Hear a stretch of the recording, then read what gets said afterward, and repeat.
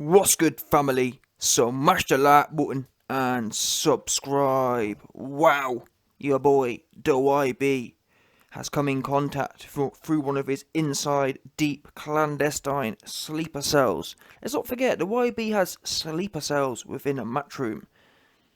And one of my sleeper cell dons has revealed to me some breaking leaked news. AJ in theory, yes, the deal's coming closer, allegedly. That's what I'm just telling you, man. What the inside sleeper cells are reporting back to the YB and telling me it's nearly done. Everything's locked in. All the short form things are locked in. Apparently now they're just going back and forth with the drafts, going back and forth with you know what I'm saying, one of them ones, just working out the kinks. But apparently everyone's locked in. Theory locked in. AJ locked in. However, what are they locked into?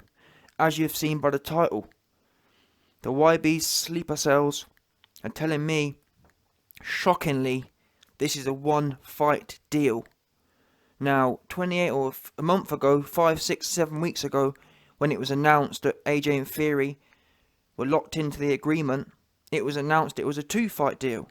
Yeah? Initially, it was signed as a 2-fight deal. Now I'm hearing my inside sleeper cell dons are telling me it's a 1-fight deal. Let me give you some quotes here, real quick. Here we go. IBF, WBA and WBO champion AJ and WBC title holder Theory are now on the verge of a 1-fight deal to decide the undisputed heavyweight championship of the world in the biggest fight in British boxing history, Eddie Hearn said. Listen, so you've heard there from the clandestine sleeper cell source. I don't even know what to make of this. This sounds to me like Fury is working, if the truth be known. What has Fury got with this rematch business? He's got a real phobia of it. Now, as an AJ fan, I'm not too bothered because we're going to win anyway, but I just find it, I don't know, I find it odd. Now, I'm hearing some other information. Apparently, possibly, the Wilder thing is playing some level, meaning that Fury, legally speaking, may not be able to be locked up for more than 1 fight. I don't know. That's just me speculating, but this, I can't get that. Because you'd think, even if Wilder's team were able to do something, you'd think it would be a straight no, you can't fight at all. For them to allow 1 fight, you'd think they could allow 2, if that makes sense. I don't get that. If there's a problem, if you can't fight, you can't fight. Just having 1, what's that about? And either way, unless someone wins decisively, and to be honest, even if someone wins decisively, the other side are all going to say, oh, well, they're going to make excuses. And obviously, my YB's dons know that I love people to fight twice. I love it. I think that's what every big fight must happen twice, so there's no doubt. Or possibly 3 times. If one person wins one and one wins another, it needs to go 3 times. Clear. I don't like this beating someone once and then running off. And that's why I rate AJ so much. Every time he's whooped someone who's been a big level don, he's given them the opportunity to get back. And unfortunately for most man who get their hands, they don't want no more. AJ leave you in a pulp, yeah? He left Vlad pulpy. Vlad before the fight was saying, very nice, USB and I got the USB and I auction USB and USB. Giving it all the USB, all the different bits. After the fight, he didn't want no USB. He didn't want no more. He didn't want no more $30 million. He didn't want no more USB. He didn't want no more $30 million. He was done. Well done as well on that Tiger thing. Yeah, left him pulpy. Anthony the Pulp, Joshua. Listen, Vlad was in a pulp, no doubt. In fact, he wasn't physically in a pulp. He was psychologically in a pulp. AJ just mixed and mashed him all up nicely. Yeah, looking like that guacamole thing. No doubt. Anyway, like I said, listen. I'm not sure whose working this is, but I find it weird that everyone's brushed over it. Like, this is a big deal, in my mind at least. A 1-fight deal. It's just not as... Well, I guess, in a way, it's more explosive. But when you look at the environment, what else is there to go on? It's not like there's loads of juicy fights and there's other things to do. This is the fight. I think we need it to be locked in for 2 fights. We need that consistency back, that excitement back to boxing. Having one here and one there just too much loosey-goosiness in my opinion. I think it adds to the allure. We've got 2 fights. It keeps it in. It keeps it built up. It keeps the momentum going. However, thinking about it from a business point of view, historically speaking, I'm not sure how many rematches have actually been done back to back. And I think commercially speaking, it may actually be better to have fight once and then build a little bit more for a bigger fight. And I think potentially that's what's happened, because what do we know? We know that Fury's team in particular, and probably even AJ's team to an extent, they're probably thinking that, you know what, the next 6 to 12 months, because of C19, mean that we may be losing some funds. It may not be maximised at this particular point in time.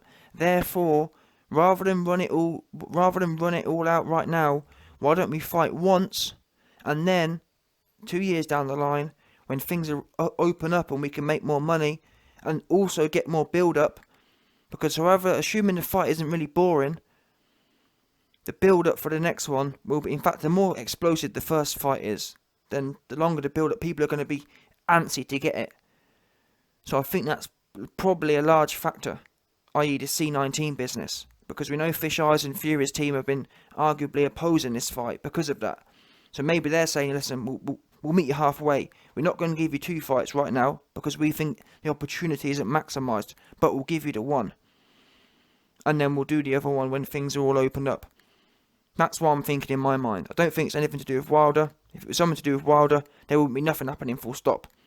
That said though, it does open a risk, meaning, okay, if we fight once and then people lose in between, Fury gets washed by Wilder, for example, or, well, no, AJ ain't going to lose to no one, they're all bums, but you know what I'm saying? If something mad happens in between, what I'm saying is, it's a gamble.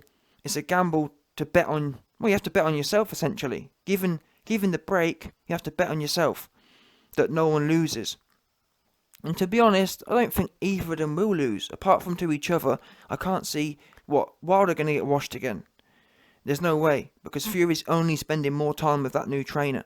And that Don's going to run up all inside Wilder again. Wilder can't fight on the inside. What he needs to do is hire the YB.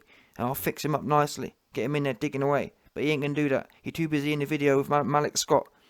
The Phantom Malik Scott. No good. Not even a bit good for nothing. So Wilder's out of the game. Ruiz, look, if Ruiz keeps going, I told you man before, if Ruiz keeps working with Canelo's trainer and gets down to 230 pounds, he's going to be dangerous for anyone. Real dangerous. The most dangerous. He's got quicker hands than Canelo. He's got quicker hands than Canelo. What else he got? What was it? Quicker hands. Oh yeah, and combinations. He puts much more together than Canelo does.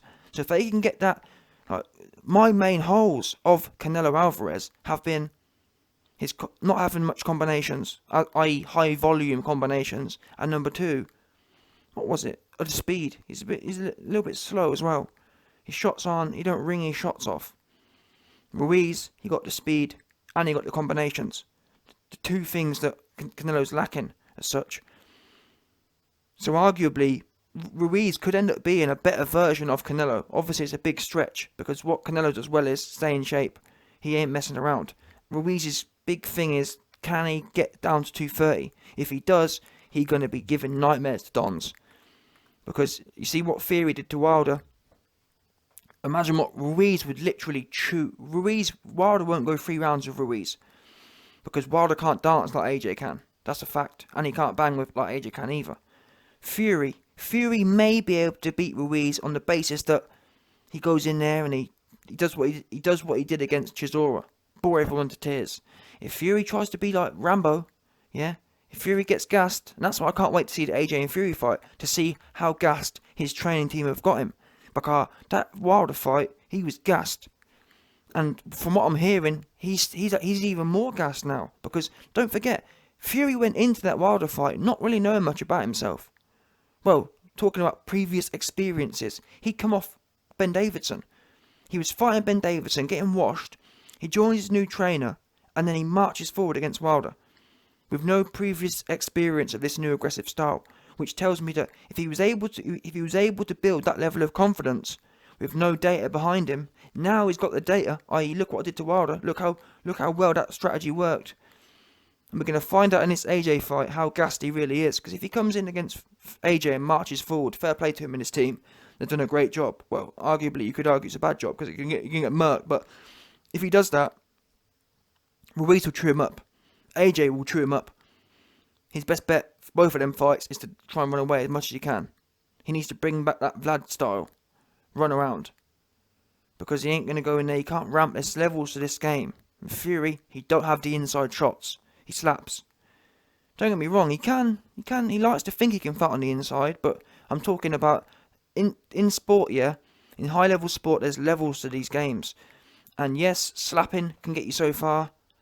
But again, it can only get you so far. It comes to the point where you're in a division where, yeah, everyone can slap. Now you got people digging.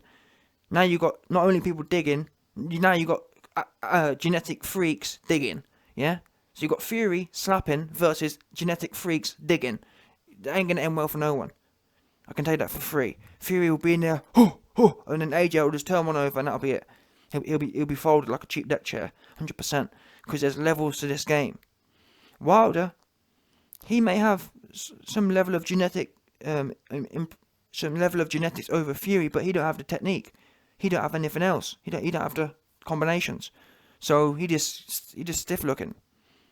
Wilder's arguably one of the most stiff fighters in history. When you really break it down, people call AJ stiff, but stiff for me, you ain't stiff, yeah, if you're throwing 5 shots at once. Impossible. Stiff really is when you can only throw one at a time and you've got your big basketball stance where his legs are wide open. Wilder's actually a really stiff fighter, and that's why people are able to open him up. Because he ain't got no fluidity in there. You don't ever see Wilder rocking and rolling with the shots. You don't ever see him in there just loosey-goosey in it. He's actually relatively stiff. His little matchstick legs don't help. Think about it. When you see a daddy long legs, yeah, you know you got them small spiders that are quite agile, and then you got the big daddy long leg dons, just big gangly dons. That's what Wilder is. Just big gangly, good for nothing, long for nothing. So anyway, I've digressed there, but like I told you, man, the YB's sleeper cells. This is going to be a 1-fight deal, and you, man, let me know what you think about this exclusive news.